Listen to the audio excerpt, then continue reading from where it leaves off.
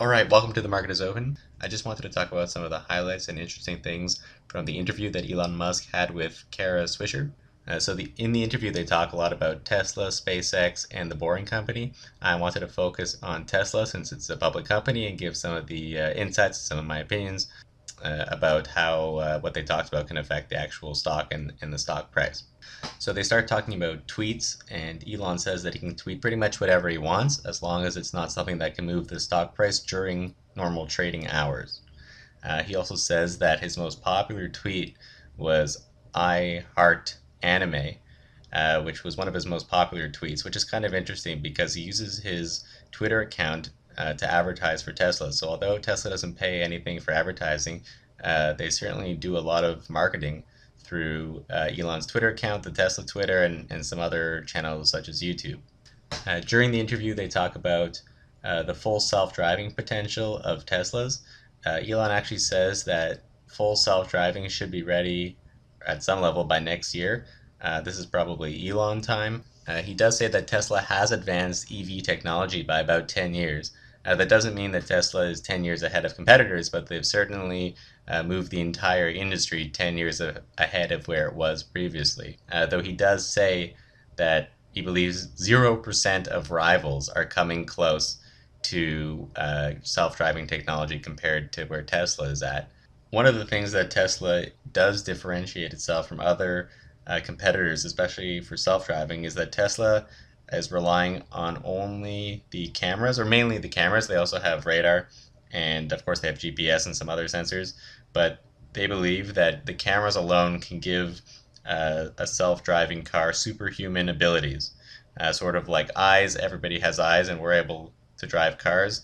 Animals like I think a hawk, he said, can catch a fish from extremely far away, especially given all of the variables in the environment. So the hawk is doing this only from its eyes, which can be represented by cameras.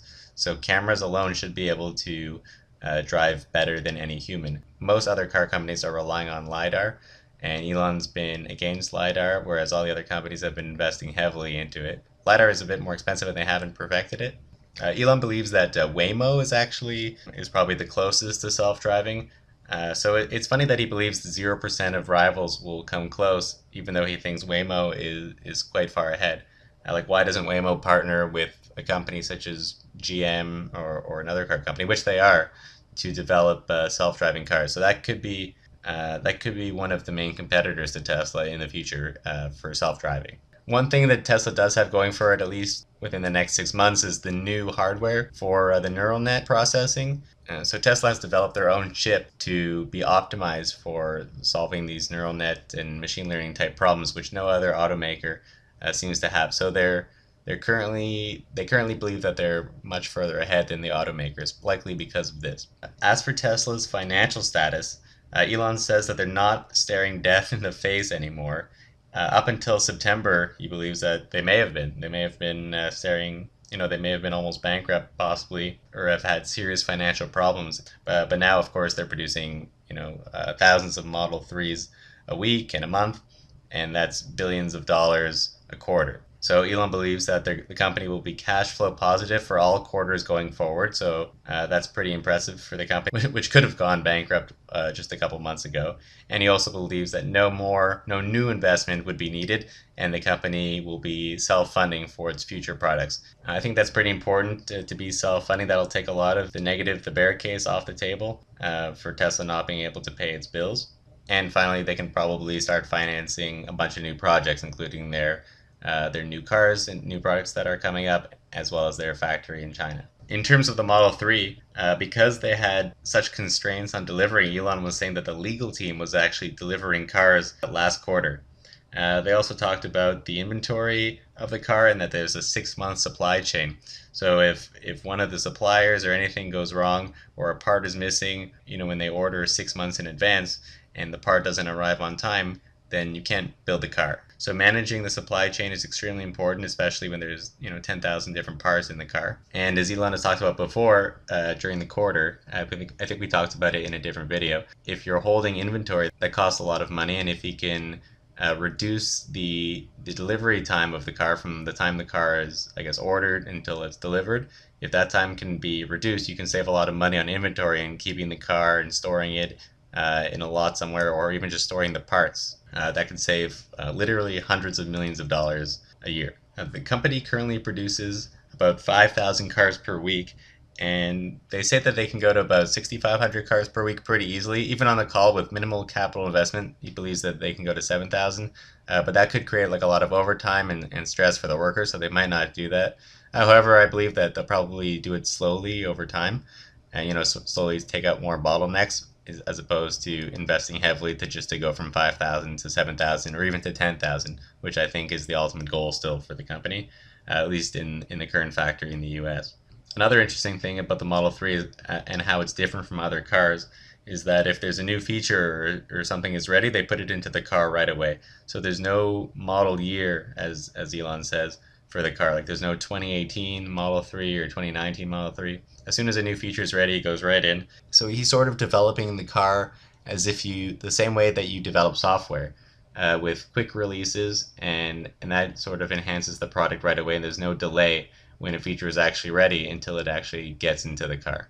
That I believe is a pretty big advantage that Tesla has over other automakers, which don't have that sort of cycle in terms of their development for cars. As a matter of fact, he takes a jab at other car companies and he says that they suck at software.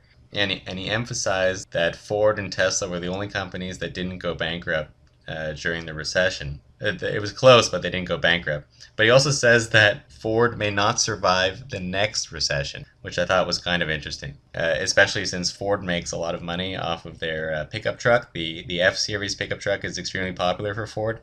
I think analysts or investors were saying that they should stop selling regular cars and just go, full out on the pickup type trucks. So Elon does talk about the Tesla pickup, which he was, I guess, sort of joking in the interview. He says he doesn't care if anybody buys it or not, but it seems like he's building it for himself, which is kind of interesting because I believe that's sort of similar to how Apple got started. I mean, like the Steve Jobs, the founders, were just building products for themselves and their friends. They were just having fun doing that, and then it seemed like other people enjoyed it too. So it seems like Tesla's doing that as well. And of course, he does want to get people off of fossil fuels and onto electric cars. But I believe the pickup truck is going to be a huge product. There's definitely a lot of people that want it, and it is viewed as a gas guzzler currently, and it is expensive and it hurts the environment. But an electric pickup truck would be extremely interesting for the company.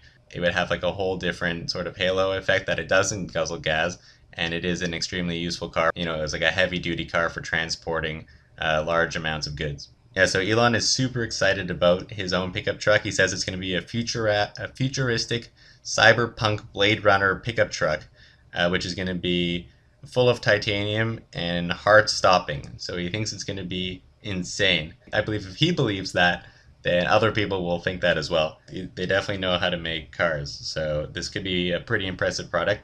And I'm surprised not a lot of people, especially on the conference call last week, were asking a lot of questions about this. This seems to be extremely exciting. Not only that, but because Ford's business is kind of mainly profitable because of pickup trucks, I think it's interesting that if Tesla releases a pickup truck, they really could make a big dent in Ford's business, especially in the United States. So if I were Tesla, I would speed up the production or the plan, I guess, to get the pickup truck rolled out, which probably won't be ready till past the model when the Model Y is ready, and maybe that'll be beyond 2020. In terms of other products for Tesla, he does mention the solar roof and how that's almost done testing. So it seems like the solar roof has been delayed by quite a bit, but it does seem to still be coming. So I mean, I think he said that there were 100 people that had this solar roof on their houses and they were testing it, but it seems like this product, which is an expensive product, it probably costs more than a car does, is still coming, and it's going to be rolling out probably sometime next year, on a larger scale. He also mentions a large, compelling stationary product, possibly the Mega Pack that I saw on electric, for utility customers. So a large battery pack could help propel the Tesla energy side of the business. Yeah, and again, it's also interesting that Tesla doesn't spend a lot of money or any money on advertising. They definitely do make videos for showing off the features of the car, which I think is is way better than sort of those commercials that other car companies have, which you're not even sure if it's a car commercial and they're sort of promoting. Like they're not really showing the features of the car, they're just sort of selling you the brand of the car, but there's not much behind it besides the fact that it's a car and it just has a brand. But Tesla is showing off the actual features of their autopilot and their safety features and things that they're adding to the car. So the car should be able to sell itself, which Elon does mention in the interview. And all of those advertising dollars saved are actually just going into the car to make the product better. So that's super interesting for Tesla, and definitely gives them a competitive advantage over other automakers, and how they're able to do that nowadays with the social media feeds that are basically free advertising for the company. Also, every time they come up with a new product, the media picks it up and goes crazy with it. So Tesla sort of is taking advantage of the free advertising that it gets. Yeah, so overall, it was a good interview. We learned a little bit more about Tesla and got a little bit more insight about some of the things that are upcoming, like upcoming new products and interesting things that are in store for investors. Thanks for watching. Please subscribe and hit the like button.